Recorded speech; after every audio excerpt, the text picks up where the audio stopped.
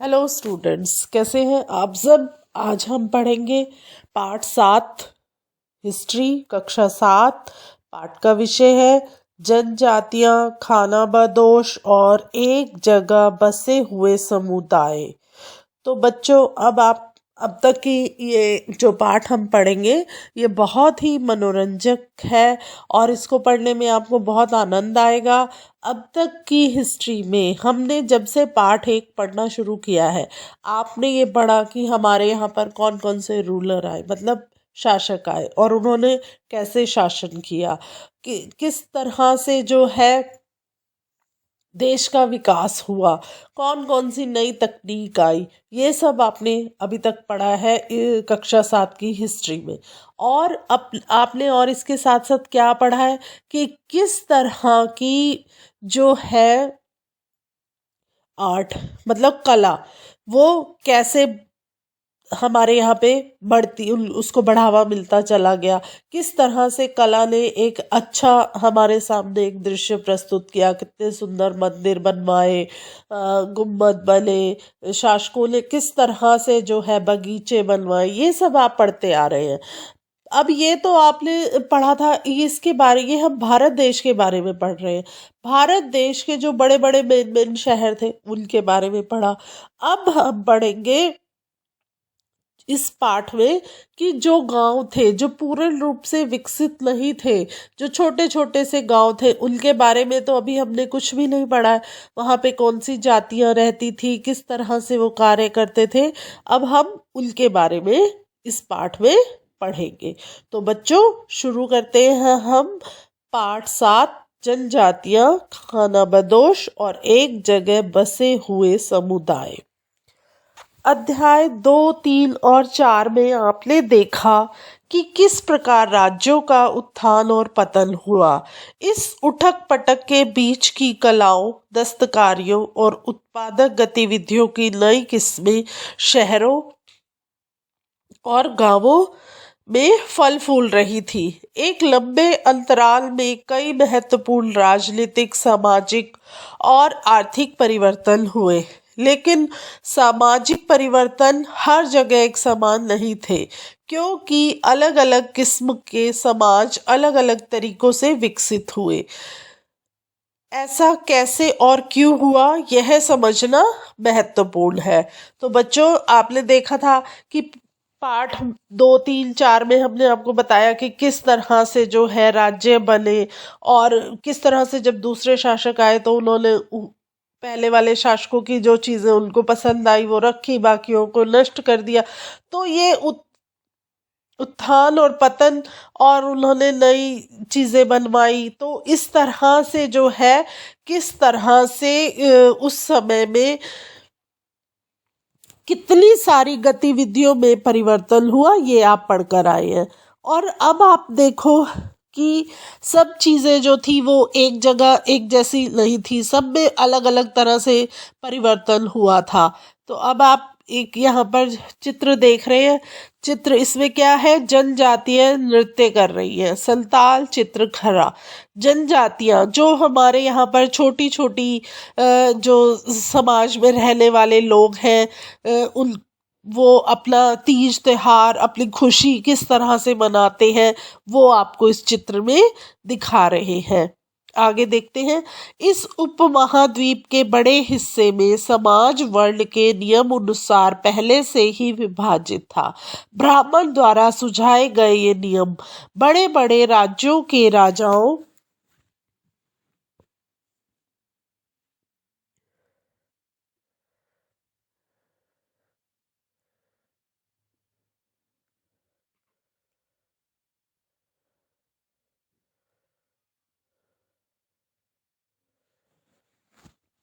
राज्यों के राजाओं द्वारा स्वीकार किए गए थे। इससे ऊंच नीच और अमीर गरीब के बीच का फासला बढ़ा। तो अब बच्चों, पहले हमने पिछले पाठों में पढ़ा था कि जो राजा थे वो जो है उन्होंने मंदिर बनवाए। मंदिरों में क्या हुआ, ब्राह्मणों को रखा गया। तो जो ब्राह्मण थे वो नीच जाति के लोगों को मंदिर में आने ही नहीं देते थे। मंदिरों में सिर्फ उच्च वर्ग के लोग और जिनके पास पैसे हैं, धनी लोग, वही मंदिर में जा सकते थे। सभी लोगों का मंदिर में जाना जो है वो वर्जित था। और फिर क्या था कि वहाँ पर ऐसी जगह पर ऊंच नीच, अमीर गरीब जो है, इनके बीच में एक बहुत बड़ा फासला था। तो ये फासला किस तरह से कम हुआ, ये हम पढ़ेंगे कि किस तरह से उस समय राजाओं ने किन लोगों को बढ़ावा दिया और किन लोगों को जो है बिल्कुल ही अपने से दूर रखा। आगे देखो, दिल्ली के सुल्तानों और मुगलों के काल में श्रेणीबद्ध समाज ज्यादा जटिल हो हो गया। अब दिल्ली में क्या था, दिल्ली में बहुत से सुल्तान और मुगलों ने जो है शासन किया था। आपने देखा था, हमने आपको बताया था कि किस तरह से दिल्ली में कितने ही जो है सल्तनत के सुल्तान आए थे। तो उन्होंने किस तरह से जो है कार्य किया था और समाज को किस तरह से वर्गों में बांट दिया था। बड़े शहरों से परे जनजातीय समाज। अब बड़े शहर, अब जैसे दिल्ली है, दिल्ली तो एक बड़े शहर में आ गया, लेकिन दिल्ली के आसपास के जो छोटे छोटे कस्बे थे या गांव थे, तो वो उनमें किस तरह से लोग रहते थे, वो क्या कार्य करते थे, वो अपना जीवन निर्वाह कैसे करते थे, उसके बारे में अब हम इसमें पढ़ेंगे। अलबत्ता दूसरे तरह के समाज भी उस समय मौजूद थे। उपमहाद्वीप के कई समाज ब्राह्मणों द्वारा सुझाए गए सामाजिक नियमों और कर्म कांडों को नहीं मानते थे और न ही वे कई आसमान वर्गों में विभाजित थे। अक्सर ऐसे समाजों को जनजातियां कहा जाता रहा है। अब आप देखें कि किस तरह से जो है, एक तो ब्राह्मण ही थे, ब्राह्मणों ने क्या किया, लोगों को वर्गों में बांट दिया कि ये वाले लोग जो हैं इस तरह के कार्य नहीं कर सकते, पूजा पाठ में शामिल नहीं हो सकते, मंदिरों में नहीं आ सकते। तो ये ऐसी बहुत सी जो जनजातियां थी वो ब्राह्मणों द्वारा बना दी गई थी कि, और उनके लिए जो थे बहुत से नियम जो है लागू कर दिए गए थे। अब आप आगे देखिए, प्रत्येक जनजाति के सदस्य नातेदारी के बंधन से जुड़े होते थे। कई जनजातियां खेती से अपना जीविका उपार्जन करती थी। कुछ दूसरी जनजातियों के लोग शिकारी, संग्राहक या पशुपालक थे। अब देखो, सभी लोग जो हैं अच्छे कार्य नहीं कर सकते थे। अब क्या था कि कुछ लोग जो थे वो खेती बाड़ी करके अपना गुजारा कर रहे थे और कुछ लोग जो हैं शिकार करके अपना गुजारा कर रहे थे और कुछ मतलब कुछ लोगों ने पशुपालन का काम किया, मतलब जैसे गाय, भैंस, बकरी, इन सबको पालकर अपना जो है वो जीवन व्यतीत कर रहे थे। प्राय वे अपने निवास स्थान के प्राकृतिक संसाधनों का पूरा पूरा इस्तेमाल करने के लिए इन गतिविधियों का मिला जुला रूप अपनाते थे। कुछ जनजातियां खाना बदोश थी और वे एक जगह से दूसरी जगह घूमती रहती थी। जनजातीय समूह संयुक्त रूप से भूमि और चारागाहों पर नियंत्रण रखते थे और अपने खुद के बनाए नियमों के आधार पर परिवारों के बीच इनका बंटवारा करते थे। अब आप देखें कि किस तरह से ये लोग जो हैं, इनके पास जितने भी प्राकृतिक साधन थे, प्राकृतिक साधन कैसे थे, जैसे खेती बाड़ी कर ली, पशुओं को पाल लिया, शिकार कर लिया, तो ये सब इनके प्राकृतिक साधन थे और ये इनका ही प्रयोग करके अपना जीवन व्यतीत कर रहे थे। पर कुछ जो लोग थे वो क्या करते थे, खाना बदोश। खाना बदोश का अर्थ बच्चों ये होता है कि आपने भी देखा होगा, कई बार जब आप एक शहर से दूसरे शहर में जाते हो तो रास्ते में आपको देखने को मिला होगा ठेलों पे टेंट लगा होता है या जमीन में टेंट लगा होता है और वहां पे लोगों ने अपनी एक छोटी सी बस्ती बसाई होती है और वो कुछ ऐसे छोटी छोटी सी चीज़ें बनाते हैं जो हमारे लिए बहुत उपयोगी होती हैं, और वो आप लोग रुक कर भी वहाँ पर वो चीज़ें खरीदते हो या देखते हो कि इन्होंने कितना सुंदर जो है सामान बनाया हुआ है मिट्टी का या बांस के डंडों से, तीलों से, वो कितनी अच्छी कलाकृतियाँ कर लेते हैं। तो ये सब जो चीज़ें इन लोगों को कहते हैं खाना बदोश। वो 1 महीना 2 महीने एक जगह पर रुकते हैं और फिर अपना एक छोटा सा जो है एक कस्बा सा बसा लेते हैं। फिर जब उनका वहाँ पे देखते हैं कि अब देखो, जब एक वो हमारे यहाँ पर जैसे एक मेला लगता है, तो मेला 15 दिनों का होता है, तो लोग बड़े शौक से जाते हैं वहाँ पर चीज़ें खरीदने, देखने, घूमने, झूला झूलने, खाने पीने। तो ऐसे अब ये खाना बदोश लोग जब जाकर कहीं पर अपना पड़ाव डाल लेते हैं, तो क्या होता है कि आप लोग बड़े शौक से जाते हो, आने जाने वाले लोग भी उस रास्ते से वहाँ पर रुककर उनकी चीज़ों को देखते हैं, उनसे खरीदते हैं। पर जब वो देख लेते हैं कि लोगों का आना बहुत ही कम हो गया है, तो फिर वो क्या करते हैं, वहाँ पे अपना सामान बांधते हैं और दूसरे शहर में जाकर फिर वहाँ पर वो अपना जो है पड़ाव डाल लेते हैं। तो जो ये इस तरह के लोग होते हैं, ये अपने खुद के नियम बनाते हैं कि इस परिवार का सदस्य इस परिवार में ही शादी कर सकता है, इसके साथ इसका अच्छा संबंध है। तो इस तरह से इनके अपने नियम बन जाते हैं। आगे देखिए, इस उपमहाद्वीप के विभिन्न हिस्सों में कई बड़ी बड़ी जनजातियां फली फूली, सामान्यतः ये जंगलों, पहाड़ों, रेगिस्तानों और दूसरी दुर्गम जगहों पर निवास करती थी। कभी कभी जाति विभाजन पर आधारित अधिक शक्तिशाली समाजों के साथ उनका टकराव होता था। कई मायनों में इन जनजातियों ने अपनी आज़ादी को बरकरार रखा और अपनी अलहदा संस्कृति को बचाए रखा। तो बच्चों, क्या था कि बहुत सारे हमारे हिस्सों में बहुत जो है जनजातियां जो है फली फूली, जैसे कुछ तो जंगलों में लोग रह रहे थे, जो और कुछ जो है पहाड़ों पर थे। अब आपने देखा होगा पहाड़ों पर जीवन कितना मुश्किल होता है, जब बर्फ गिरती है तो कितनी बर्फ होती है। ऐसे ही जंगलों में जीवन भी कोई सरलता पूर्वक नहीं व्यतीत कर सकता, क्योंकि जंगलों में वो सब सुख सुविधाएं तो नहीं होती जो आज के समय में शहरों में है।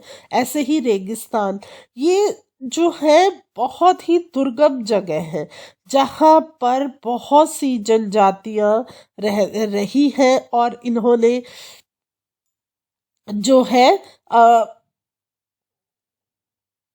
बहुत अपना जीवन जो है किस तरह से व्यतीत किया है, ये आप देखेंगे। ये जनजातियां जो थी जाति विभाजन पर आधारित अधिक शक्तिशाली समाजों के साथ उनका जब टकराव होता था, तो क्या करते थे, ये जनजाति के लोग अपनी आज़ादी को बरकरार रखते थे।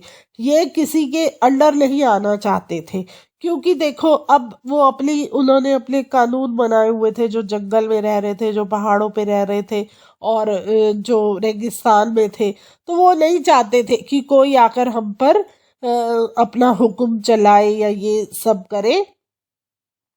तो ये अपनी आज़ादी को बरकरार रखा और अपनी जो संस्कृति है उसको भी इन्होंने भली भांति उसकी रक्षा की।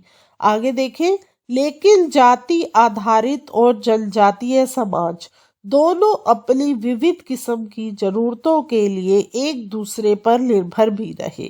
टकराव और निर्भरता के इस संबंध ने दोनों तरह के समाज को धीरे धीरे बदलने का काम किया। अब देखो, जातिवाद जहाँ पर होगा तो वहाँ पर बहुत मुश्किलें आएंगी, लेकिन अगर आप प्रेम प्यार से रहोगे तो बहुत चीज़ों जो है हमारे लिए आसान हो जाती है। अब आप देखो कि अगर एक किसान है, खेती कर रहा है, ठीक है, तो वो फसल उगा रहा है, अगर वो फसल आपको नहीं देगा, उसमें से अनाज आपको नहीं देगा, तो आप क्या करोगे, आप खाना कहाँ से खाओगे। इसी तरह अगर आप के कपड़ा बना रहे हो, तो आप अगर कपड़ा किसान को दे देते हो और उससे बदले में अनाज ले लेते हो, तो दोनों का काम जो है सरल हो जाता है। ये छोटे छोटे से उदाहरण है जिससे आपको ये बातें अच्छे से समझ में आ जाएंगी। इसीलिए क्या है कि हर व्यक्ति दूसरे व्यक्ति पर निर्भर होता है। जब आप देखिए एक बहुत बड़ा आप ऑफिस बना लेते हैं, जब तक आप उस ऑफिस में कर्मचारी नहीं रखेंगे, कार्य करने वाले लोग नहीं रखेंगे, तो वो आपका ऑफिस चलेगा थोड़ी। इसीलिए आपको दूसरे व्यक्तियों की ज़रूरत है और उन व्यक्तियों को पैसे की ज़रूरत है। इसीलिए ही तो वो व्यक्ति वहाँ पर आते हैं काम करने के लिए। अब जैसे अब आपको एक और मैं उदाहरण देती हूँ। जैसे अब आप स्कूल में आते हो, आप स्कूल किस लिए जाते हो कि आप वहाँ से शिक्षा ग्रहण करो। और जो शिक्षक हैं वो क्यों आते हैं? वो इसलिए आते हैं कि उनके पास पढ़ाई का बहुत बड़ा खजाना है। वो आप सब में उसको बांटना चाहते हैं कि जो उन्होंने पढ़ा लिखा है वो आपको पढ़ा लिखा कर और अधिक जो है गुणवान बनाना चाहते हैं। तो इस तरह जो है देखो बच्चों, सब एक दूसरे पर निर्भर रहते हैं। अगर आप प्रेम प्यार से रहोगे तो आप बहुत कुछ अच्छा सीख सकते हो, अपने समाज को, अपने आसपास के क्षेत्र को बहुत सुंदर और अच्छा बना सकते हो। आगे देखें, जनजातीय लोग कौन थे? अब जनजातीय लोग कौन थे? समकालीन इतिहासकारों और मुसाफिरों ने जनजातियों के बारे में बहुत कम जानकारी दी। कुछ अपवादों को छोड़ दे तो जनजातीय लोग भी लिखित दस्तावेज नहीं रखते थे, लेकिन समृद्ध रीति रिवाजों और वाचिक मौखिक परंपराओं का वे संरक्षण करते थे। ये परंपराएं हर नई पीढ़ी को विरासत में मिलती थी। आज के इतिहासकार जनजातियों का इतिहास लिखने के लिए इन वाचिक परंपराओं को इस्तेमाल करने लगे। अब क्या है कि जो समकालीन इतिहासकार थे उन्होंने क्या है कि जितने भी इतिहासकार आए सबने अपनी पुस्तकें लिखवाई थी, अपने बारे में लिखवाया था दीवारों पे, कुछ पन्नों पर। तो हर एक के बारे में जो है हमें जानकारी वहीं से प्राप्त हुई ना कि कौन सी ईस्वी में कौन से शासक ने शासन किया। तो ये सब बातें जो है उस समय के राजाओं ने जो है लिखवाई थी। लेकिन अब इन जनजातियों के बारे में हमें ज़्यादा जानकारी क्यों नहीं है? क्योंकि इन्होंने कहीं पर भी अपनी बातों को नहीं रखा, लिखा नहीं, या कुछ भी अपनी छाप जो है इनकी कहीं पर नहीं मिली। तो इसीलिए हमें इनके बारे में ज़्यादा जानकारी नहीं है कि वो किस तरह के रीति रिवाजों को अपनाते थे या उनकी परंपराएं क्या थी, और जो है कि हमारी जो आज के समय में जो नई पीढ़ी आई है उनको उन्होंने क्या विरासत दिया। ये सब जो है हमें जो है इनकी बातें जो है कहीं पर भी इनकी जनजातियों की उपस्थिति नहीं मिली है इनकी बातों की। तो इसीलिए हम ये सब इनके बारे में ज़्यादा विस्तार से आपको नहीं बता सकते। आगे देखें, जनजातीय लोग भारत के लगभग हर क्षेत्र में पाए जाते थे। किसी भी एक जनजाति का इलाका और प्रभाव समय के साथ साथ बदलता था। कुछ शक्तिशाली जनजातियों का बड़े बड़े इलाकों पर नियंत्रण था। अब देखो कि हर समय पर जैसे शासक बदले वैसे ही इन जनजातियों में किसी शासक ने अगर किसी जनजाति को अच्छा एक स्ट्रॉन्ग बनाया तो फिर वो जो है कैसे सामने उभर कर आई। तो उन्होंने अपना जो प्रभाव है और अपना इलाका उन्होंने भी समय समय पर बदला। जैसे जैसे शासकों का बदलाव होता रहा तो इन जनजाति लोगों का भी जो है एक शक्तिशाली नियंत्रण बनता रहा। अब जैसे आप देखेंगे आगे, पंजाब में खोखर जनजाति 13वीं और 14वीं सदी के दौरान बहुत प्रभावशाली थी। अब देखो क्या था 13वीं और 14वीं सदी के दौरान क्या है खोखर जो पंजाब में खोखर जनजाति थी वो कितनी प्रभावशाली थी। यहाँ बाद में गख्खर लोग ज्यादा महत्वपूर्ण हो गए। उनके मुखिया थे कमाल खान गख्खर को बादशाह अकबर ने मनसबदार बनाया था। मुल्तान और सिंध के में मुगलों द्वारा अधीन कर लिए जाने से पहले लंघा और अरगुल लोगों का प्रभुत्व अत्यंत विस्तृत क्षेत्र पर था। अब देखो जैसे अकबर ने इस जनजाति के लोगों को अपना वो करा तो उनका एक छाप मिल गई कि अकबर के राज में इन लोगों की एक महत्वपूर्ण भूमिका थी। तो इस तरह से बहुत से कम शासकों ने किसी भी जनजाति को ऊपर उठाया है। तो जब इनके बारे में आपको जैसे जैसे हम पढ़ेंगे वैसे वैसे पता लगेगा कि कौन कौन से शासक ने किस जनजाति पर किस जनजाति पर एक भरोसा किया और उसको ऊपर उठाया।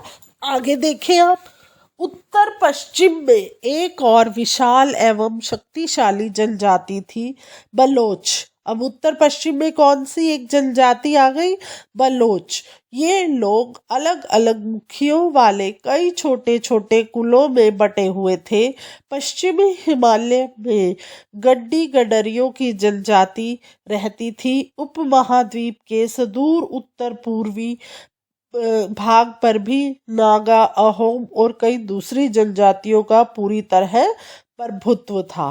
तो अब देखो उत्तर पश्चिम में क्या है, एक और विशाल एवं शक्तिशाली जनजाति थी, उसका नाम क्या था? बलोच।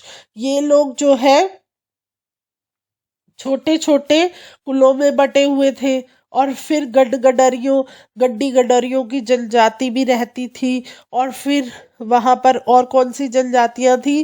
उपमहाद्वीप के उत्तर पूर्व में नागा, अहोम, इस तरह से बहुत सी जनजातियों का जो है प्रभुत्व था। अब आप ये मानचित्र देख रहे हैं, इस मानचित्र में क्या है? प्रमुख भारतीय जनजातियों के क्षेत्र आपको दिखाए गए हैं। अब कुल परिवारों या घरों के एक ऐसे समूह को कुल कहते हैं जो एक ही पूर्वज की संतान होने का दावा करते हैं। जनजातियां संगठन, पराये नातेदारी या कुल संबंधों की निष्ठा पर ही आधारित होते हैं। अब आप आगे देखें, मौजूदा बिहार और झारखंड के कई इलाकों में 12वीं सदी एक चेर सादरशाहियों का उदय हो चुका था। बादशाह अकबर के प्रसिद्ध सेनापति राजा मान सिंह ने 1591 में चेर लोगों पर हमला किया और उन्हें परास्त किया। उन्हें लूट कर अच्छा खासा माल इकट्ठा किया गया, लेकिन वे पूरी तरह अधीन नहीं बनाए गए।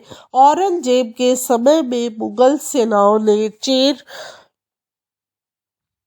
लोगों के कई किलों पर कब्जा किया और इस जनजाति को अपना अधीनस्थ बना लिया। इस क्षेत्र में रहने वाली महत्वपूर्ण जनजातियों में मुंडा और संताल थे, यद्यपि ये उड़ीसा और बंगाल में भी रहते थे। अब आप देख रहे हो कि किस तरह से जो है ये जो जनजातियां थी वो कितनी स्ट्रॉन्ग थी। इनके पास भी बहुत अच्छा जो है सामान होता था। और फिर किस तरह से देखो, अकबर के सेनापति कौन थे? राजा मान सिंह। उन्होंने इन पर जब हमला किया और इनको हरा दिया तो इनसे बहुत काफी उन्होंने जो है माल इकट्ठा किया। उसमें रुपए पैसे हो सकते हैं, उसमें और हथियार हो सकते हैं। तो ये सारा सामान लेकर उन्होंने इकट्ठा कर लिया और इन सब लोगों को अपने अधीन कर लिया। लेकिन वो उन्होंने उनको पूरी तरह से अपने जो है कंट्रोल में, अपने अधीन वो नहीं बना पाए। क्यों नहीं बना पाए? इसके बाद आप देखो, औरंगजेब के समय में मुगल सेनाओं ने भी क्या किया? चेर लोगों के कई किलों पर कब्जा किया। अब देखो इन लोगों ने भी कितने किले बनाए हुए थे, उन पर उन्होंने कब्जा कर लिया और इस जनजाति को अपना अधीनस्थ बना लिया। इस क्षेत्र में रहने वाली महत्वपूर्ण जनजातियों में कौन सी थी? मुंडा और संताल थे। यद्यपि ये उड़ीसा और बंगाल में भी रहते थे। अब आप एक चित्र देख रहे हैं। इस चित्र में क्या है, रात में जो है भील लोग क्या कर रहे हैं, हिरन का शिकार कर रहे हैं। कि रात को जो है कि जैसे ये हिरन अपना घूम रहे हैं तो ये इनका शिकार कर रहे हैं। एक और चित्र आप देखिए।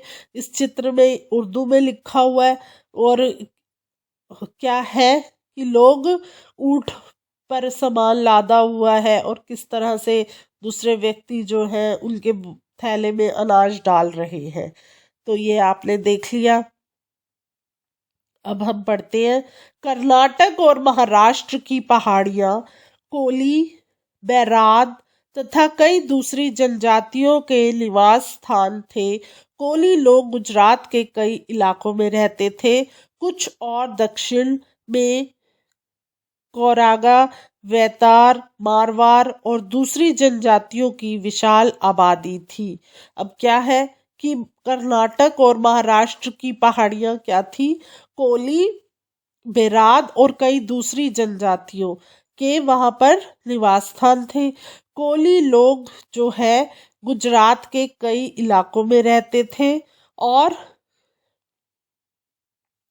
कुछ और दक्षिण में कोरागा, वेतार, मारवाड़ और दूसरी जनजातियों की जो है विशाल आबादी वहां पर थी। आगे देखो, भीलों की बड़ी जनजाति पश्चिमी और मध्य भारत में फैली हुई थी। 16वीं सदी का अंत आते आते उनमें से कई एक जगह बसे हुए खेतीहर और यहाँ तक कि जमींदार बन चुके थे। तब भी भीलों में कई कुल शिकारी संग्राहक बने रहे। मौजूदा छत्तीसगढ़, मध्य प्रदेश, महाराष्ट्र और आंध्र प्रदेश में गौड़ लोग बड़ी तादाद में फैले हुए थे। अब आप देखो कि किस तरह से भीलों की जो बड़ी जनजाति थी वो कहाँ पर फैली हुई थी, पश्चिमी और मध्य में। और 16वीं जब सदी हमारी आई तो उसका जब अंत आते आते उनमें से क्या हुआ कि कुछ लोग एक जगह पर ही बसे हुए क्या कर रहे थे, खेती बाड़ी कर रहे थे और जमींदार बन गए थे।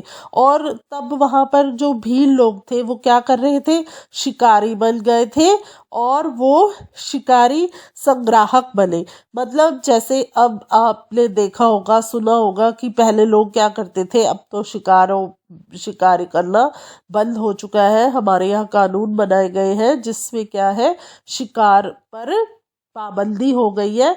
तो उस समय में क्या था कि जो शिकारी लोग होते थे वो जब किसी भी पशु का शिकार करते थे तो उसकी जो है खाल को बेचा करते थे। तो उससे वो बहुत जो है पैसे कमाते थे। दांत से, खाल से, उनके चमड़े से बहुत सी वस्तुएं बनाई जाती थी।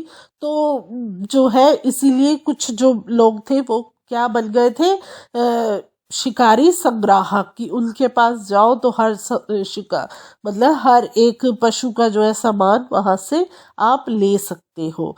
तो मौजूदा आज के समय में छत्तीसगढ़, मध्य प्रदेश, महाराष्ट्र और आंध्र प्रदेश में वो लोग बड़ी तादाद में फैले हुए थे। अब देखो कि कितने लोग जो हैं इन इन शहरों में रहते हैं। अब आप आगे देखिए, खाना बदोश और घुमतू लोग कैसे रहते थे। अब खाना बदोश के बारे में हमने आपको भी बताया कि खाना बदोश लोग क्या होते थे। तो अब इसमें पढ़ेंगे हम। खाना बदोश चरवाहे अपने जानवरों के साथ दूर दूर तक घूमते थे। उनका जीवन दूध और अन्य पशुचारी उत्पादों पर निर्भर था। वे खेतीहर गृहस्थों से अनाज, कपड़े, बर्तन और ऐसी ही चीजों के लिए ऊन, घी इत्यादि का विनिमय भी करते थे। कुछ खाना बदोश अपने जानवरों पर सामानों की ढुलाई का काम भी करते थे। एक जगह से दूसरी जगह आते जाते वे सामानों की खरीद फरोख्त भी करते थे। अब आप देखो इससे आप क्या समझे कि जो ये खाना बदोश लोग होते थे ये क्या करते थे, अपने जानवरों के साथ जो है घूमते थे और क्या करते थे, उन जानवरों को जैसे चारा रास्ते में खिला दिया तो उससे वो जानवर जैसे गाय है, भैंस है, बकरी है, तो इनका वो दूध निकालते थे। और वो उनके पास और अगर खाने पीने को नहीं होता था तो वो इन्हीं के दूध से अपना जो है पेट भर लेते थे। और फिर वो क्या करते थे कि जो लोग अनाज का काम करते हैं तो वो क्या कहते थे, हम तुम्हारा अनाज एक जगह से दूसरी जगह पर छोड़ देंगे अपने पशुओं पर लाद कर। तो फिर वो बदले में उनसे थोड़ा अनाज ले लेते थे। तो इस तरह से जो है खाना बदोश लोग अपना जो है भरण पोषण करते थे। अब आप इस चित्र में देख रहे हैं ना, घुमतू व्यापारियों की श्रृंखलाएं भारत को बाहरी दुनिया से जोड़ती थी। यहाँ मेवा इकट्ठा करके उसे ऊँटों पर लादा जा रहा है। मध्य एशिया के व्यापारी ऐसी वस्तुएं भारत लाते थे और बंजारे एवं अन्य व्यापारी उन्हें स्थानीय बाजारों तक पहुंचाते थे। अब आप समझ गए इसका कि किस तरह से जब बाहर से सामान आता था तो ये लोग छोटे छोटे बाहर से सामान किस कैसे आता था, जहाजों की मदद से, पानी में जो जहाज चलते हैं उनकी मदद से आता था। तो फिर क्या होता था, ये लोग ऊँटों पर वो सामान लाद कर जो आसपास के शहर है, गाँव, बाजार है, वहाँ पर अपने पशुओं पर लाद कर वो सामान वहाँ ले जाते थे। आगे देखिए आप, बंजारा लोग सबसे महत्वपूर्ण व्यापारी खाना बदोश थे। उनका कारवां टांडा कहलाता था। सुल्तान अलाउद्दीन खिलजी बंजारों का ही इस्तेमाल नगर के बाजारों तक अनाज की ढुलाई के लिए करते थे।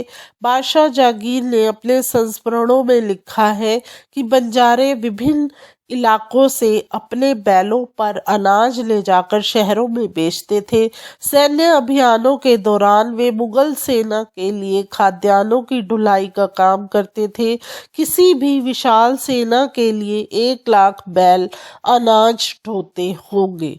अब आप देखो कि बंजारे लोग जो हैं कितने, बंजारा लोग जो थे वो क्या थे, सबसे महत्वपूर्ण व्यापारी, मतलब खाना बदोश।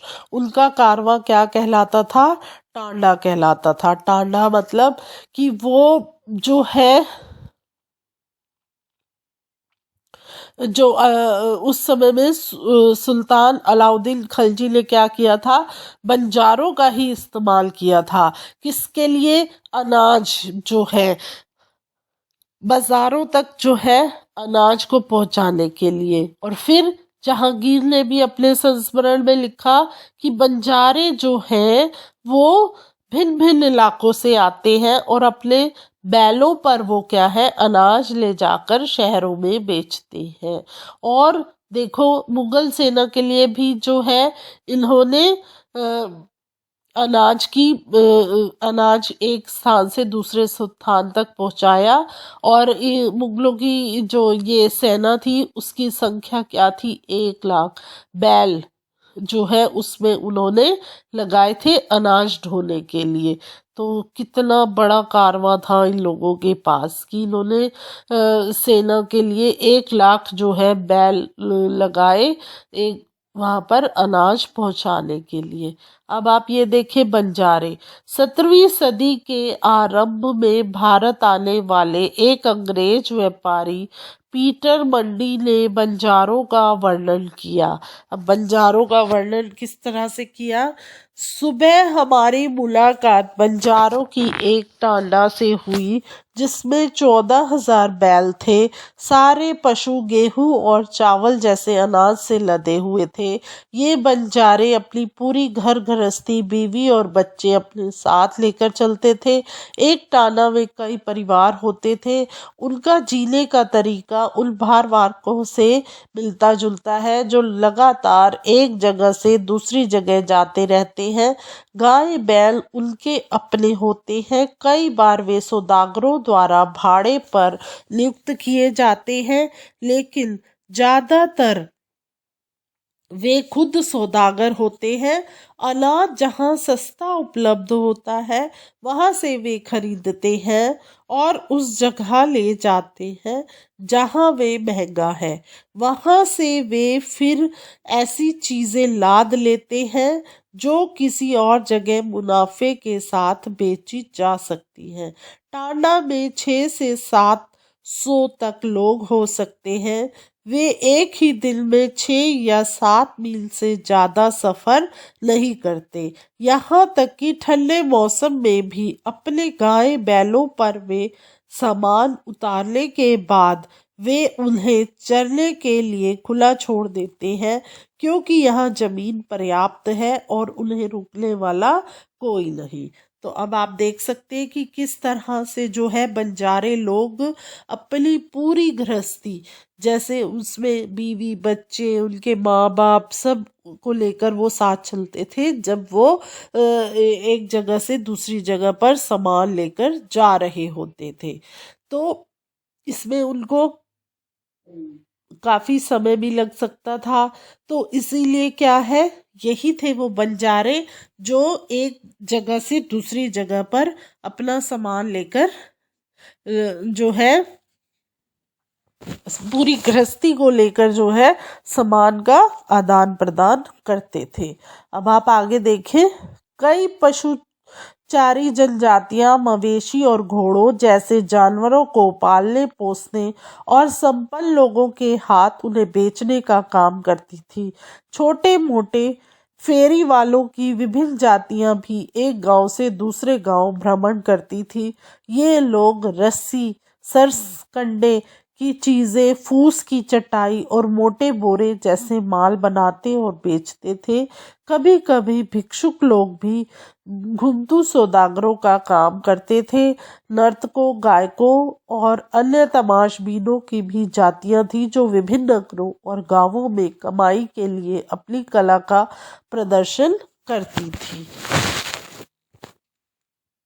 अब आप देखें कि किस तरह से कई पशुचारी जनजातियां जो थी और जो मवेशी थे वो जो है जानवरों का जो पालन पोषण होता था वो बहुत संपन्न लोगों के हाथ में होता था और उन्हें बेचने का काम भी वही लोग करते थे। पर जैसे जो छोटे मोटे फेरी वाले की विभिन्न जो जातियां थी वो भी क्या करती थी, एक गांव से दूसरे गांव में जाती थी देखने के लिए, और ये लोग क्या करते थे, रस्सी से जो है चीज़ें बनाते थे। पहले आपने देखा होगा रस्सी से जो है चारपाइयाँ बनती थी और फूस की चटाइयाँ बनती थी और बोरे बनाए जाते थे जो माल ढोने के काम में आते थे। और आपने देखा कि कभी कभी लोग जो थे वो भीख मांगने वाले भिक्षुक लोग जो थे वो भी क्या करते थे, सौदागरों का काम करते थे। और इसके साथ साथ क्या होता था, जो भी नृतक है, गायक है और जैसे जो तमाशबीन जातियाँ वो होती है, जो आपने देखा होगा आज भी कई छोटे छोटे बच्चे हैं जो है वो सड़कों पर अपनी कला का प्रदर्शन करते हैं। तो उन लोगों को उस समय तमाशबीन लोग कहा जाता था कि जातियाँ जो थी वो क्या करती थी, पैसे कमाने के लिए अलग अलग नगरों में, गांव में जाती थी और अपना कला का प्रदर्शन करती थी। अब आप ये चित्र देख रहे हैं मगरमच्छ का, ये है कांस्य मगरमच्छ कुटिया, कौंड जनजाति उड़ीसा, ये इन्होंने बनाई है। अब आप आगे देखें, बदलता समाज, जातियां और श्रेणियां। अब किस तरह से समाज बदला और फिर जो है नई जातियां और श्रेणियां आई। जैसे जैसे अर्थव्यवस्था और समाज की ज़रूरतें बढ़ती गई, नए हुनर वाले लोगों की आवश्यकता पड़ी। अब जैसे जैसे हमारी अर्थव्यवस्था बदलती जा रही थी तो फिर क्या हुआ, हमारे समाज में जो है लोगों की भी ज़रूरतें बढ़ने लगी, उन्हें और जो है हुनर चाहिए था।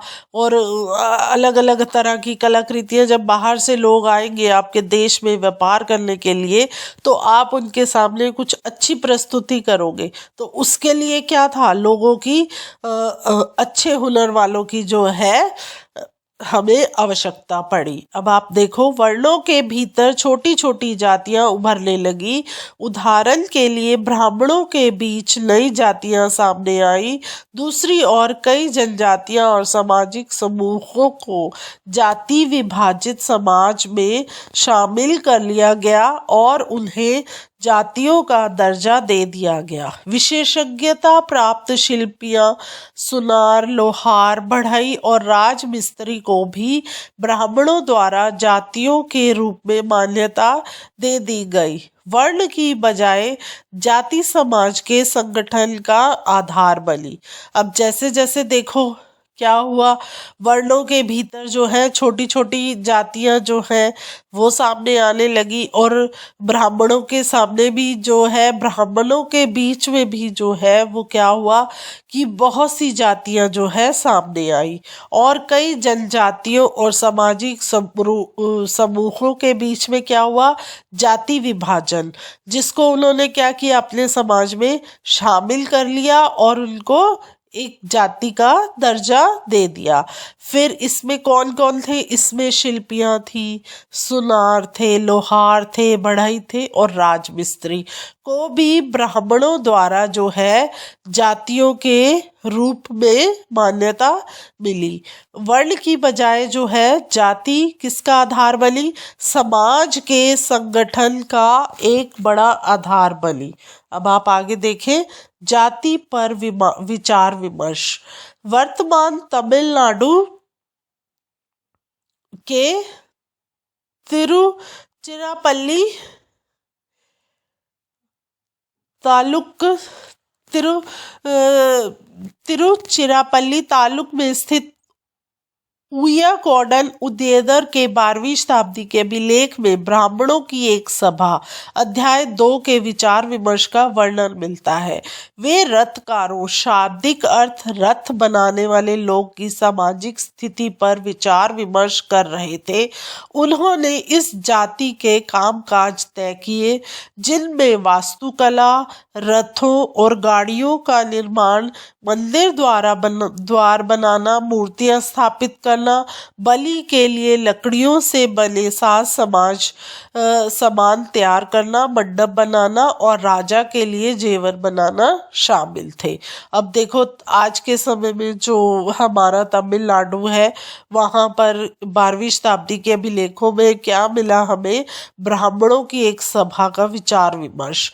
उसमें क्या था कि उसमें रथ बनाने वाले लोगों की सामाजिक स्थिति पर उन्होंने क्या किया है, विचार विमर्श। और उन्होंने इस जाति के कामकाज किस तरह से तय किए कि वे लोग जो है रथों और गाड़ियों का निर्माण करेंगे, मंदिर के बाहर कितने सुंदर द्वार बने होते हैं वो बनाएंगे, और मूर्तियां बनाएंगे, और लकड़ियों से बने साज सामान तैयार करेंगे, और राजा के लिए जेवर बनाएंगे।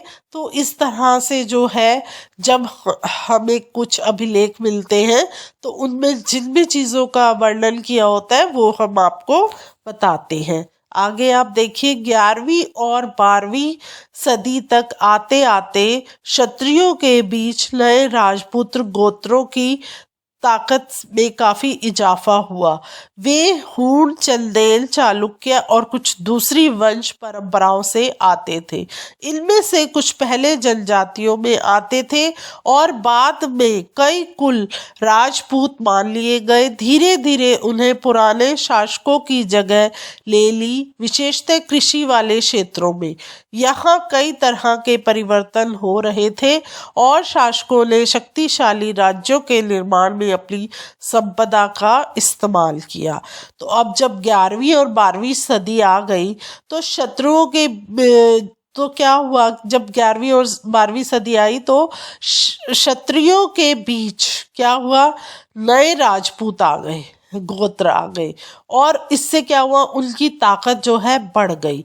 जब ताकत बढ़ जाती है तो आप समझ सकते हो कि जब आप भी कक्षा में पढ़ रहे हो, तो जब आप कक्षा में पढ़ रहे हो तो कुछ जो है बच्चे शरारती हैं। जैसे अब आपकी कक्षा में कुल 30 बच्चे हैं, 30 में से जो है 5 पढ़ने वाले हैं और 5 थोड़े कम पढ़ने वाले हैं, और जो है आप ये 10 हो गए, और फिर 10 बच्चे ऐसे हैं जो बहुत ही शरारती हैं, और 10 ठीक ठीक से हैं।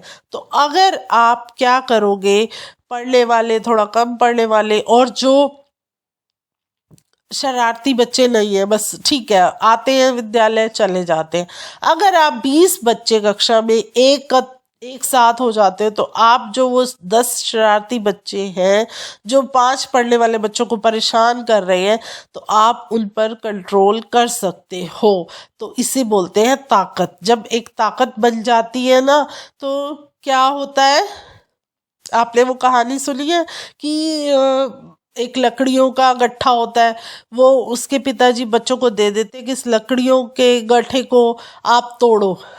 तो क्या होता है कि कोई भी जो है लकड़ी का गट्ठा नहीं तोड़ पाता, और जब एक एक लकड़ी हर एक बच्चे को दे दी जाती है तो वो 1 मिनट में उसको तोड़ देते हैं।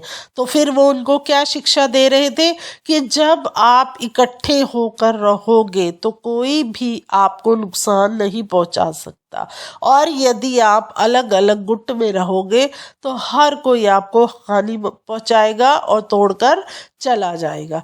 तो ऐसे ही क्या है, इसमें आप समझिए कि किस तरह से जो है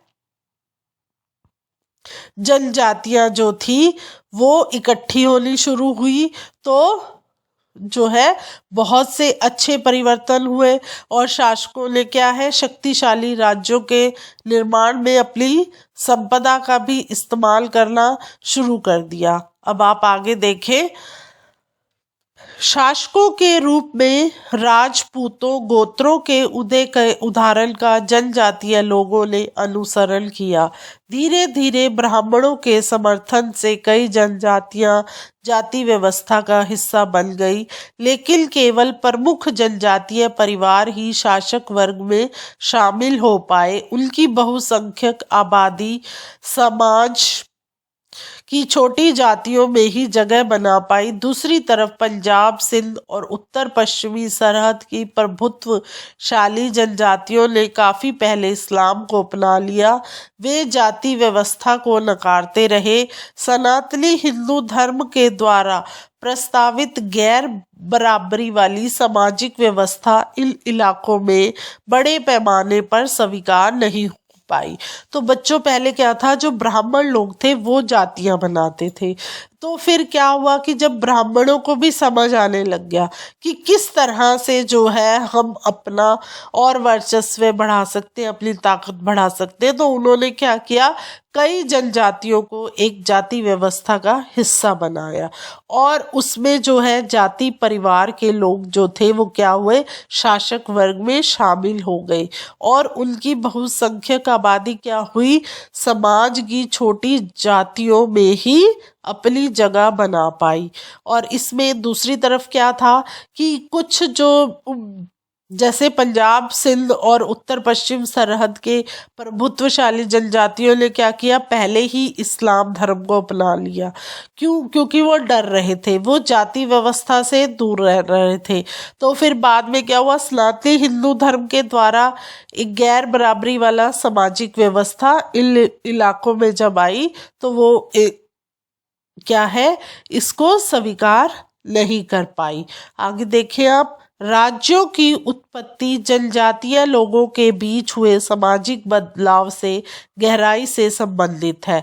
हमारे इतिहास के इस महत्वपूर्ण हिस्से के 2 उदाहरण हैं। अब देखो राज्य किस तरह से बने और जनजातीय लोगों के बीच किस तरह से जो है सामाजिक बदलाव आया, इसका एक आपस में गहरा संबंध है।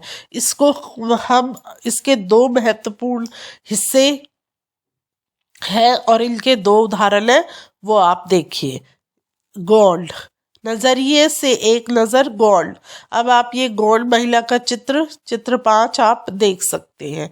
अब आप इसमें पढ़िए, गोंड लोग गोडावन नामक विशाल वन प्रदेश में रहते थे। वे स्थानांतरीय कृषि अर्थात जगह बदल बदल कर खेती करते थे। विशाल गोंड जनजाति कई छोटे छोटे कुलों में बटी हुई थी। प्रत्येक कुल का अपना राजा या राय होता था। अब गोंड लोग क्या थे, गोंडावन नामक विशाल वन प्रदेश में रहते थे और वो क्या करते थे, कृषि अर्थात जगह बदल बदल कर वो खेती करते थे।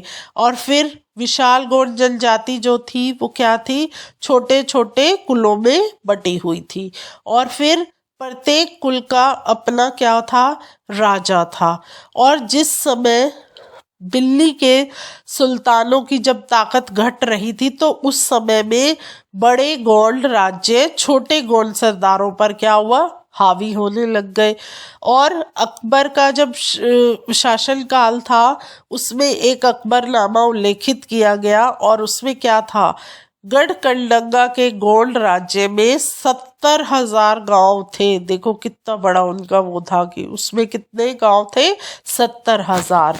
अब आप आगे देखें, इन राज्यों की प्रशासनिक व्यवस्था केंद्रीकृत हो रही थी। राज्य गढ़ों में विभाजित थे। हर गढ़ किसी खास गोंड कुल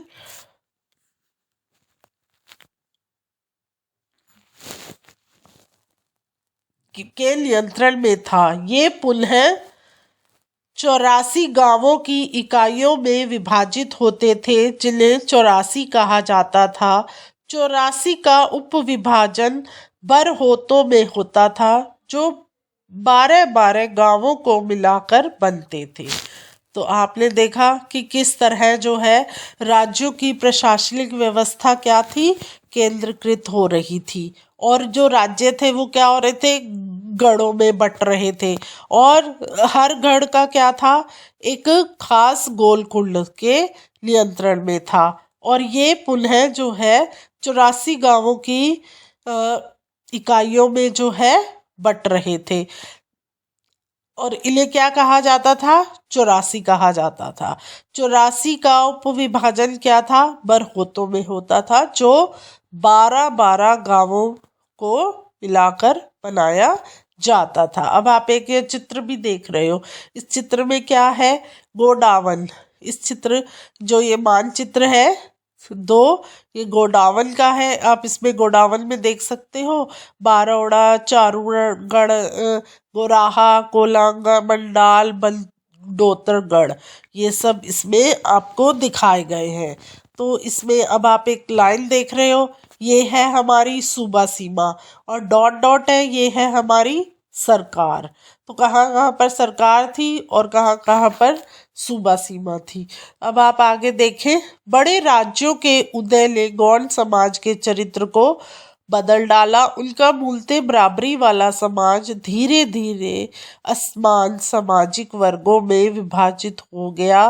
ब्राह्मण लोगों ने गोंड राजाओं से अनुदान में भूमि प्राप्त की और अधिक प्रभावशाली बन गए। गोंड सरदारों को अब राजपूतों के रूप में मान्यता प्राप्त करने की चाहत हुई। इसीलिए गढ़कंटका के गोंड राजा अमनदास ने संग्राम शाह की उपाधि धारण की। उसके पुत्र दलपत ने महोब के चंदेल राजपूत राजा सालबाहन की पुत्री राजकुमारी दुर्गावती से विवाह किया। दलपत की मृत्यु कम उम्र में हो गई थी। रानी दुर्गावती बहुत योग्य थी और उसने अपने 5 साल के पुत्र वीर नारायण के नाम पर शासन की कमान संभाली। उसके समय में राज्य का और अधिक विस्तार हुआ। 1565 में आसिफ खान के नेतृत्व में मुगल सेनाओं ने गढ़कंटका पर हमला किया। रानी दुर्गावती ने इसका जमकर सामना किया। उसकी हार हुई और उसने समर्पण करने की बजाय मर जाना बेहतर समझा। उसका पुत्र भी तुरंत बाद लड़ता हुआ मर गया। अब आप एक ये चित्र देख रहे हो, चित्र 6, एक नक्काशीदार दरवाजा, गोंड जनजाति, बस्तर क्षेत्र, मध्य प्रदेश। तो ये आपने देखा कि किस तरह से ये चित्र उस समय बनाया गया और किस तरह से आपने देखा कि जो है गोंड सरदारों को क्या हुआ, राजपूतों के रूप में मान्यता मिल गई। और फिर उसके बाद क्या हुआ कि गढ़कंटका के गोंड राजा अमलदास जो थे उनको क्या है, संग्राम शाह की उपाधि मिली। और उनके जो पुत्र थे दलपत मोहब्बा को चंदेल राजपूत ने राजा सलमाहन की पुत्री राजकुमारी से उनका विवाह कर दिया। लेकिन जो है दलपत की जो मृत्यु हुई वो बहुत छोटी उम्र में हो गई। लेकिन जो रानी थी वो बहुत ही योग्य थी और उसका क्या था, जब उसका जो है 5 साल का बेटा था, उसका नाम था वीर नारायण के नाम पर उसने क्या किया, रानी ने जो बच्चा छोटा था इसीलिए वो राजगद्दी पर नहीं बैठ सकता था, तो रानी गद्दी पर बैठ गई और उसने अपने राज्य का विस्तार करना शुरू कर दिया। लेकिन जब 1565 में आसिफ खान के नेतृत्व में मुगल सेनाओं ने गढ़कंटका पर हमला किया तो रानी दुर्गावती ने इसका जमकर सामना किया, लेकिन उसकी क्या हुई, हार हो गई।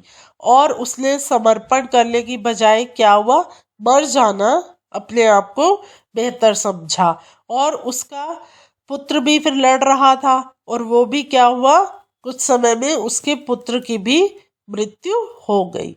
अब आप आगे देखें। गढ़कंटका एक समृद्ध राज्य था। इसने हाथियों को पकड़ने और दूसरे राज्यों में उनका निर्यात करने के व्यापार में खासा धन कमाया। जब मुगलों ने गोंडों को हराया तो उन्होंने लूट में बेशकीमती सिक्के और हाथी बहुतायत में हथिया लिए। उन्होंने राज्य का एक भाग अपने कब्जे में ले लिया और शेष वीर नारायण के चाचा चंदर शाह को दे दिया। गढ़कंटका के पतन के बावजूद गोंड राज्य कुछ समय तक चलता रहा, लेकिन वे काफी कमजोर हो गए और बाद में अधिक शक्तिशाली बुंदेलों और मराठों के खिलाफ उनके संघर्ष असफल रहे। तो देखो, जब वो रानी की मृत्यु हुई तो उसके बाद ही उसके बेटे की मृत्यु हो गई। तो जो था गढ़कंटा क्या था, एक बहुत ही समृद्ध राज्य था। और ये क्या था, यहाँ पर हाथी बहुत थे, तो इन्होंने क्या कहा, हाथी को पकड़ते थे और दूसरे राज्यों में उसका निर्यात करते थे। मतलब इनका व्यापार जो था वो हाथियों का निर्यात करना था और इससे उन्हें बहुत अच्छे पैसे मिलते थे। लेकिन जब मुगलों ने इनको हराया तो मुगलों ने क्या किया कि मुगलों ने जब मुगलों से ये हार गए तो मुगलों ने यहाँ से बहुत सारे जो है मुद्रा अपने अंदर ले ली, हाथी ले लिए और बहुत बड़ा राज्य का एक भाग जो है मुगलों ने अपने कब्जे में ले लिया। और जो थोड़ी सी जगह थी वो किसको दे दी, वीर नारायण के चाचा को दे दी। लेकिन जब गढ़कंटका का पतन हुआ तो गोंड राज्य कुछ ही समय तक चलता रहा, क्योंकि सारा कुछ तो वो ले गए मुगल, तो उनके पास बचा ही क्या। तो इसीलिए फिर वो काफी कमजोर हो गए और बाद में अधिक शक्तिशाली बुंदेलों और मराठों के खिलाफ उनके जो आक्रमण से वो क्या है, हारते रहे और उनका संघर्ष जो वो है वो असफल हो गया। अब आप आगे देखें। अहोम लोग मौजूदा म्यांमार से आकर 13वीं सदी में ब्रह्मपुत्र घाटी में आ बसे। उन्होंने भूस्वामी लोगों की पुरानी राजनीतिक व्यवस्था का दमन करके नए राज्य की स्थापना की। 16वीं सदी के दौरान उन्होंने चूटियों 1523 और कोच हाजों 1581 के राज्यों को अपना राज्य में मिला लिया। उन्होंने कई अन्य जनजातियों को अपने अधीन कर लिया। अहोमों ने एक बड़ा राज्य बनाया और इसके लिए 1530 के दशक में ही इतने वर्षों पहले अग्नि अस्त्रों का इस्तेमाल किया। 1660 तक आते आते वे उच्च स्तरीय बारूद और तोपों का निर्माण करने में सक्षम हो गए थे। तो जो अहोम लोग थे वो मौजूदा क्या थे, म्यांमार से आकर 13वीं सदी में ब्रह्मपुत्र घाटी में आ बसे थे। और जो उनके भूस्वामी लोगों की पुरानी राजनीतिक व्यवस्था का दमन करके उन्होंने क्या किया, नए राज्य की स्थापना कर ली। 16वीं सदी के दौरान उन्होंने क्या किया, 1523 में कोचहाजों और 1581 के राज्यों को क्या किया, अपने राज्यों में मिला लिया। तो इससे क्या हुआ, उन्होंने बहुत सी जनजातियों को अपने अंडर ले लिया, अपने अधीन कर लिया। अहोम ने क्या है, इससे क्या हुआ, बहुत सी जब जनजातियां उनके अधीन हो गई तो उनका जो राज्य है वो बड़ा राज्य बन गया। और 1530 के दशक में ही क्या हुआ, इतने वर्षों पहले जो अग्नि अस्त्रों का इस्तेमाल किया गया था वो 1660 तक आते आते उच्च स्तरीय बारूद और तोपों का निर्माण करने में सक्षम हो गए। क्योंकि उस समय तो देखो, जब वो अग्नि अस्त्रों का इस्तेमाल कर रहे थे तो फिर उनको धीरे धीरे बारूद मतलब बम बनाने लग गए, तोपें बनाने लग गए, तो कितना विकास कर लिया इस क्षेत्र में उन्होंने। लेकिन अहोम लोगों को दक्षिण पश्चिम से कई आक्रमणों का सामना करना पड़ा। 1662 में मीर जुमला के नेतृत्व में मुगलों ने अहोम राज्य पर हमला किया। बहादुरी से सामना करने के बावजूद अहोम लोगों की पराजय हुई, लेकिन उस क्षेत्र में मुगलों का प्रत्यक्ष नियंत्रण ज्यादा समय तक बना नहीं रह सका। अब देखो कि इतना सशक्त होने के बाद भी क्या हुआ, 1662 में जो है मीर जुमला के नेतृत्व में मुगलों ने क्या किया, अहोम पर हमला कर दिया। और उनके पास इतना सब कुछ होने के बाद भी जो है वो उनका सामना नहीं कर पाए और उनकी पराजय हुई। और फिर क्या हुआ कि उस क्षेत्र पर मुगलों का जो है अच्छा खासा नियंत्रण हो गया, लेकिन फिर भी वो नियंत्रण बहुत समय तक बरकरार नहीं रह सका। आगे देखें, अहोम राज्य बेगार पर निर्भर था। राज्य के लिए जिन लोगों से जबरन काम लिया जाता था वे पाइक कहलाते थे। अहोम राज्य में एक जनगणना की गई थी। प्रत्येक गांव को अपनी बारी आने पर निश्चित संख्या में पाइक भेजने होते थे। इसके लिए जनगणना के बाद सघन आबादी वाले इलाकों से कम आबादी वाले इलाकों में लोगों को स्थानांतरित किया गया था। इस प्रकार अहोम कुल टूट गए। 17वीं शताब्दी का पूर्वार्ध पूरा होते होते प्रशासन खासा केंद्रीकृत हो चुका था। लगभग सभी वयस्क पुरुष युद्ध के दौरान सेना में अपनी सेवाएं प्रदान करते थे। दूसरे समय में वे बांध, सिंचाई व्यवस्था इत्यादि के निर्माण या अन्य सार्वजनिक कार्यों में जुटे रहते थे। अहोम लोग चावल की खेती के नए तरीके भी अमल में लाए। अब देखो अहोम जो है किस तरह से टूट गए। और जब 17वीं शताब्दी का पूर्वार्ध जब शुरू का हिस्सा जब पूरा हुआ तो उनके जो प्रशासन था उसमें बहुत कुछ केंद्रीय कृत परिवर्तन हो चुके थे। और सभी जो पुरुष थे, वयस्क पुरुष थे, वो युद्ध के दौरान जो है अपनी सेवाएं प्रदान करते थे। दूसरे समय में वे क्या करते थे, बांध और सिंचाई व्यवस्था का निर्माण करते थे और सार्वजनिक कार्यों में जुटे रहते थे। और ये लोग जो थे चावल की खेती भी किस तरह से आसानी से और अच्छी चावल की उपज हो, इसमें भी वो बहुत से तरीकों को लाए। अब देखो अहोम लोगों ने भी कितना अच्छा और महत्वपूर्ण कार्य किया। आगे देखें, अहोम समाज कुलों में विभाजित था जिन्हें खेल कहा जाता था। वहाँ दस्तकारों की बहुत कम जातियां थी, इसीलिए अहोम क्षेत्र में दस्तकार निकटवर्ती क्षेत्रों से आए थे। एक खेल के नियंत्रण में प्राय कई गांव होते थे। किसान को अपने ग्राम समुदाय के द्वारा जमीन दी जाती थी। समुदाय की सहमति के बगैर राजा तक इसे वापस नहीं ले सकता था। अब देखो कुलों का जो विभाजन हुआ तो उसको उन्होंने क्या नाम दिया, खेल। और वहाँ पर जो है दस्तकारों की, मतलब हाथ से काम वालों की जो जातियाँ थी वो बहुत ही कम थी। और इसके लिए उन्होंने क्या किया, दस्तकार जो है वो अपने आसपास के क्षेत्रों से वहाँ पर आए। और फिर एक खेल के नियंत्रण में प्राय कई गांव शामिल हो गए। किसानों को अपने ग्राम समुदाय के लिए जो है जमीन दे दी जाती थी कि तुम यहाँ पर खेती बाड़ी करो, लेकिन जो समुदाय की सहमति के बगैर जो है राजा भी उनसे वो सामान वापस नहीं ले सकता था। अब आप आगे देखें।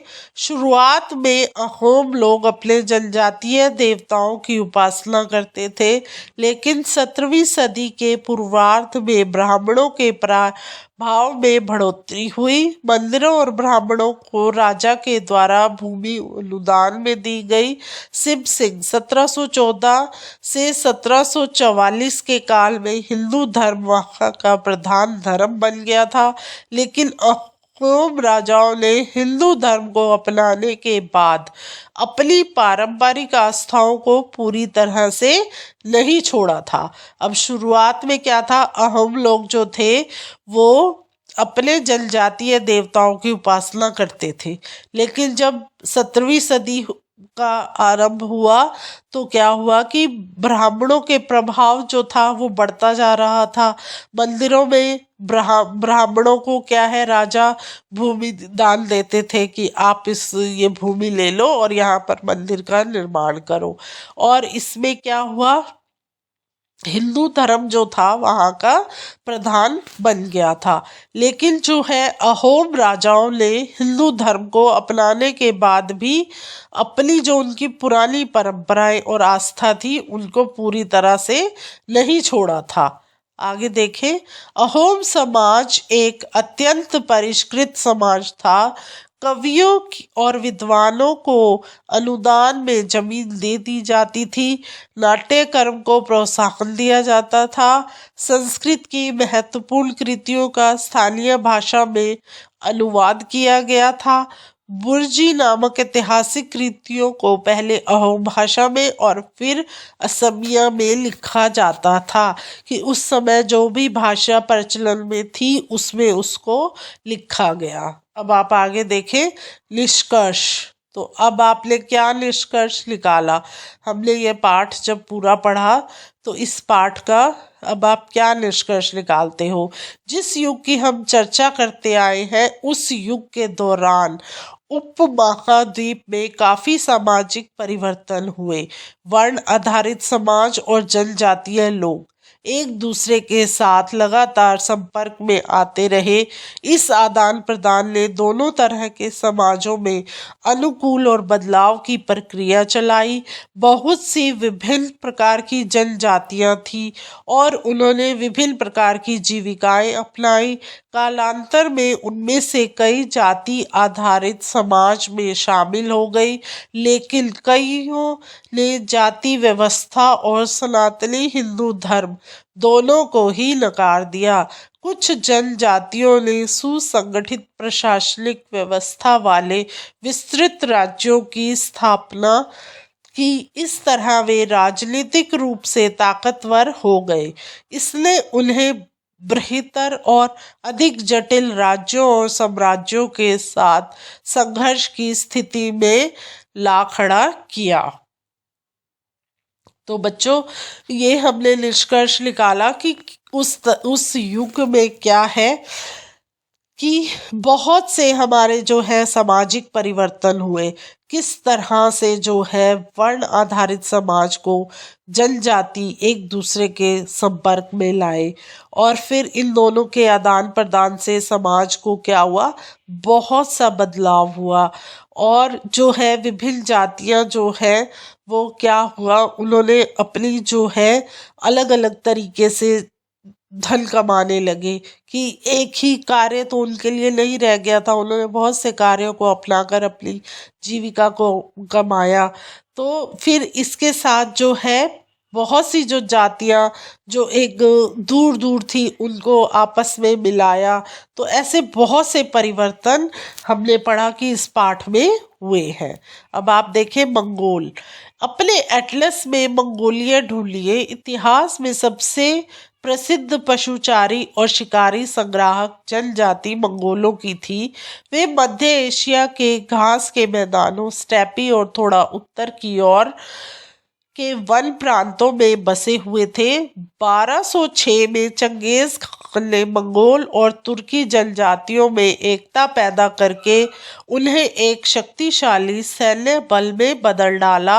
अपनी मृत्यु के समय 1227 वह एक सुविस्तृत प्रदेश का शासक था। उसके उत्तराधिकारियों ने एक विशाल साम्राज्य खड़ा किया। अलग अलग समय में इसके अंतर्गत रूस, पूर्वी यूरोप और चीन तथा मध्य पूर्व का खासा बड़ा हिस्सा शामिल था। मंगोलों के पास सुसंगठित सैन्य एवं प्रशासनिक व्यवस्थाएं थी। ये विभिन्न जातियां और धार्मिक समूहों के समर्थन पर आधारित थी।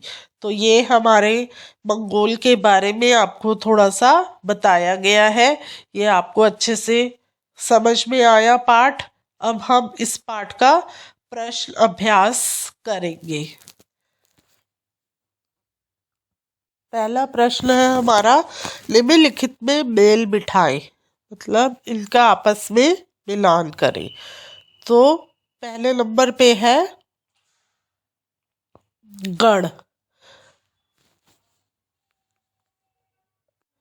गढ़ गढ़ मिलेगा, गढ़ का मिलान होगा 84 से। फिर है टांडा। टांडा का मिलान होगा कारवां से। फिर तीसरे नंबर पर है श्रमिक। श्रमिक का मिलान होगा पाइक से। फिर है कुल। कुल का मिलान होगा खेल से। फिर है सिब सिंह। इसका मिलान होगा अहोम राज्य से। तो ये था हमारा मिलान करो। अब है रिक्त स्थानों की पूर्ति करें। तो रिक्त स्थान की आप पूर्ति करेंगे। पहला है, वर्णों के भीतर पैदा होती नई जातियां डैश कहलाती थी। इसका उत्तर है श्रेणियां। दूसरा है, डैश अहोम लोगों लिखी गई ऐतिहासिक कृतियां थी। इसका उत्तर है बुर्जी। तीसरा है, डैश ने इस बात का उल्लेख किया कि गढ़कंटका में 70,000 गांव थे। इसका उत्तर है अकबरनामा। फिर है अगला हमारा खालिस्तान। बड़े और ताकतवर होने पर जनजातीय राज्यों ने डैश और डैश को भूमि अनुदान दिए। इसका उत्तर है मंदिर बनवाए और ब्राह्मणों को भूमि अनुदान दिए। तीसरा प्रश्न है, सही या गलत बताएं। तो पहला है, जनजातीय समाजों के पास समृद्ध वाचक परंपराएं थी। तो ये हमारा है सही। दूसरा है, उपमहाद्वीप के उत्तर पश्चिमी भाग में कोई जनजातीय समुदाय नहीं था। इसका उत्तर है गलत। तीसरा है, गौड़ राज्यों में अनेक नगरों को मिलाकर 84 बनता था। ये गलत है। फिर है, भील उपमहाद्वीप के उत्तरी पूर्वी भाग में रहते थे। इसका उत्तर भी गलत है। अब अगला प्रश्न है, खाना बदोश पशुचारकों और एक जगह बसे हुए खेतीहरों के बीच किस तरह का विनिमय होता था। इसका उत्तर है, खाना बदोश पशुचारक खेतीहर गृहस्थों से अनाज, बर्तन, कपड़े और ऐसी ही चीजों के लिए घी, ऊन इत्यादि का विनिमय करते थे। प्रश्न आगे है 5। अहोम राज्य का प्रशासन कैसे संगठित था। इसका उत्तर है अहोम राज्य का प्रशासन निम्नलिखित प्रकार से संगठित था। अहोम राज्य की जनगणना के बाद प्रत्येक गांव को अपनी बारी आने पर निश्चित संख्या में पाइक, जो एक प्रकार के दास होते थे, भेजने होते थे। दूसरा पॉइंट लिखिए, इसके लिए जनगणना के बाद सघन आबादी वाले इलाकों से कम आबादी वाले इलाकों में लोगों को स्थानांतरित किया जाता था। इस तरह अहोम कुल टूट गए। तीसरा पॉइंट है, इसके बाद 17वीं शताब्दी का पूर्वार्ध पूरा होते हुए प्रशासन संगठित हो गया था। अब प्रश्न 6 देखिए आप, वर्ण आधारित समाज में क्या परिवर्तन आए? इसका उत्तर लिखें। वर्ण आधारित समाज में निम्नलिखित परिवर्तन आए। नंबर 1, समय के साथ साथ वर्ण व्यवस्था में भी परिवर्तन हुए। आवश्यकताओं ने कई पेशेवर लोगों को जातियों में विभाजित कर दिया।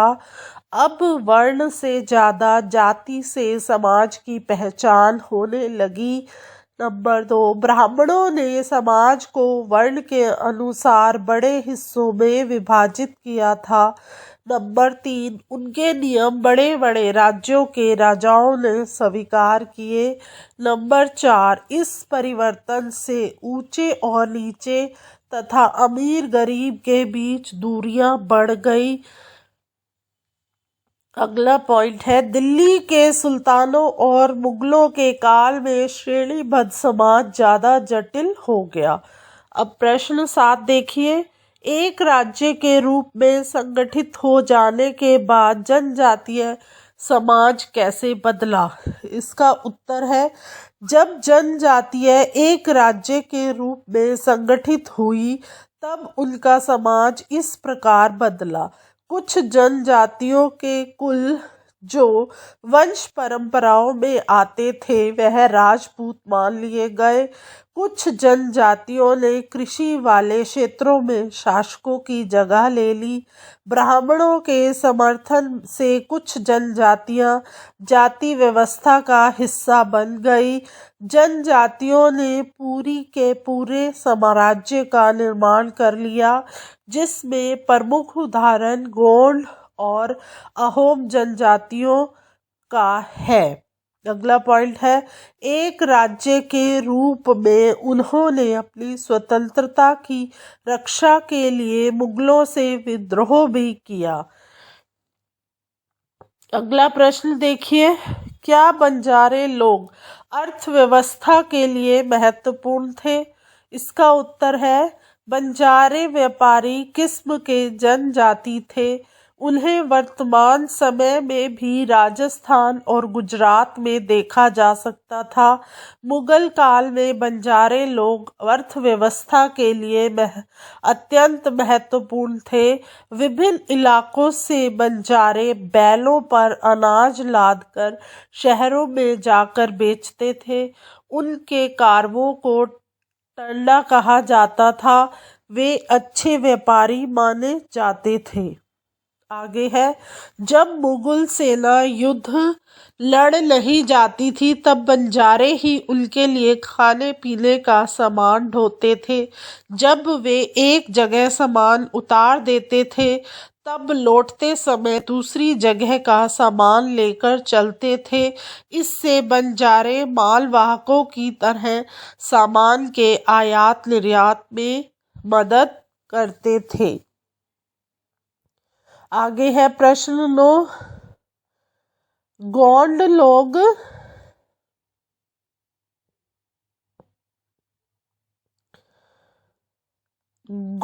लोगों का इतिहास अहोमों के इतिहास से किन मायनों में भिन्न था? क्या कोई समानता भी थी? इसका उत्तर लिखें। गोंड और अहोम भारत के दो अलग अलग हिस्सों में रहने वाले जनजातीय समुदाय थे। इन समुदायों ने मुगल साम्राज्य के अंतर्गत अपने स्वतंत्र साम्राज्य स्थापित किए थे तथा समय आने पर मुगलों से विद्रोह भी किया था। दोनों ही जनजातियों में कुछ समानताएं और विभिन्नताएं हैं। गोंड लोग गोंडावना के मूल निवासी थे, परंतु अहोम में लोग म्यांमार से आकर बसे थे। गोंडावाना राज्य अहोम राज्य से बड़ा था। अग्नि अस्त्रों का इस्तेमाल गोंड लोग नहीं जानते थे, बल्कि अहोम लोग बारूद के निर्माण जानते थे। दोनों ही साम्राज्यों के लोगों ने मुगलों के खिलाफ विद्रोह शुरू किया और दोनों ही उनसे हार गए। अब अगला प्रश्न है, ये छात्र स्वयं करेंगे। आगे भी जो प्रश्न है वो छात्र आप सब स्वयं करेंगे। तो यह हमारा पाठ 7 समाप्त होता है। अब हम पाठ 8 पर आपसे मिलते हैं।